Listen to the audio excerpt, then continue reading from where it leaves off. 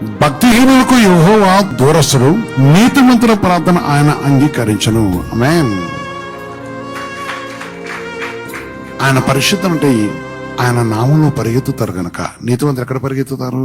సామెతల 15:30 చదివాను, 29 చదివాను. ప్రేమ బిడ్డలారా, దేవుని మాట చరుస్తుంది. భక్తిహీనులు దేవునికి దూరంగా ఉంటారు, నీతిమంతులు తన నామంలో ప్రవేశిస్తారు. దేవుని ఆజ్ఞ చరుస్తుంది. సామెత 15:29 చదివింది. ప్రేమైన సహోదరి సోదర, పరిశుద్ధ దేవుని యొక్క సన్నిధిలో విషయం జ్ఞాపకం చేసుకో. జీవన దేవుని యొక్క నామం వంటి విషయాన్ని గ్రహించి భక్తిహీనుడు ఉంటే దేవుడికి దూరంగా ఉంటాడు. ఎప్పుడైతే నీతిమంతుడు ఉంటావో నీకు వెంటనే గుర్తుకొచ్చేది అంటే దేవుని యొక్క సన్నిధి గుర్తుకొస్తుంది, ఆయన పరిశుద్ధ మార్గం గుర్తొస్తుంది, ఆయన పరిశుద్ధను ప్రవేశిస్తావు. అందుకే చాలా మంది దేవుని ఆత్మకి విరోధమని ఆలోచన చేస్తుంటారు, కానీ భక్తిహీనులు దేవునికి విరోధంగా ప్రవర్తిస్తారు. కానీ పరిశుద్ధాత్మ దేవుని బట్టి ఆయన ప్రజలు చూస్తున్నప్పుడు ఆయన కోసం కనిపెట్టుకుంటారు, ఆయన వాక్ కోసం కనిపెట్టుకుంటారు.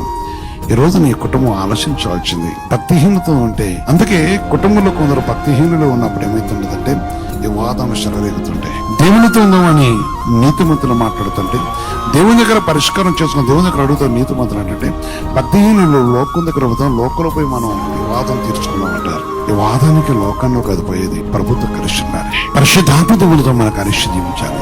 ఈ సర్వోన్నతమైన దేవునితో మనకు కలిసి ఉండాలి. ఆయన నాడు నేడు కూడా ఎక్కడెత్తుకున్న దేవుడు, ఆయన సమాధాన కర్తన తండ్రి.